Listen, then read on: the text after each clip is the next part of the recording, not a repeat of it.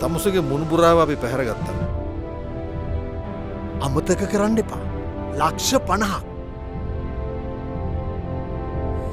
මම මේ යුනිෆෝම් එක ඇඳේ හැඩ බලන්න නෙමෙයි මන්ත්‍රීතුමා. ඔබතුමාට මුලන් දෙයක් කරන්න. මට ඒ කවුරුත් නිදහස් කරන්න බෑ.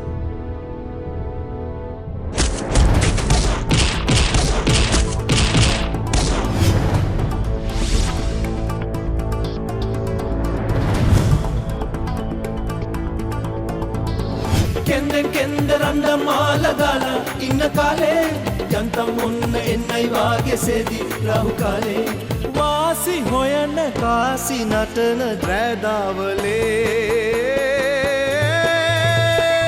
මේක අස්සන් නොකර හිටියොත් යහතින් එන්න පුළුවන් වෙයි කියලා හිතනවද? ඇයි ඔහෙ මේ මාළබේ චණ්ඩියද? නැහැ. චණ්ඩි රැජින. Hello mister Dunusinghe. Hello mister Dunusinghe. ඔහොමද චණ්ඩි කතා කරන්නේ? මම අද ඔකම වුණා. ඔකම නවන්නේ. යකඩ නෝනෝ. බෝංචි අරින්න ඕන තැනට කංකුන් යවලා. බණ්ඩක් අරින්න ඕන තැනට වම්බුට යවලා. දරාගන්න පුළුවන්ද මට?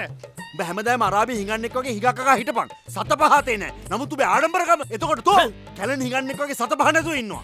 මට එහෙම බෑ. දේශපාලුවන්ට කඩේ ගිහිල්ලා මට කියලා හතර හන්දි කඩ ගන්න නැස්ති වෙන්න එපා. උඹ මොකද ඔය මැත්තේ මනහින්න දන්නේ? උඹට පිස්සුද? පළේ පැත්තකට. ඔව්. ඒ මාව වදපුවම තමයි.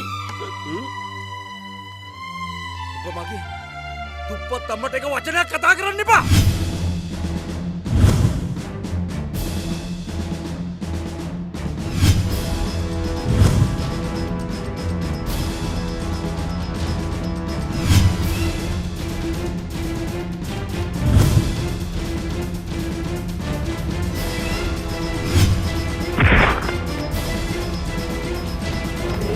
සැපට වඳින දුකට අඬන දේවාලයේ රඟමු රැතරුසේ ආකාශ ගංගාවේ රඟමු රැතරුසේ ආකාශ ගංගාවේ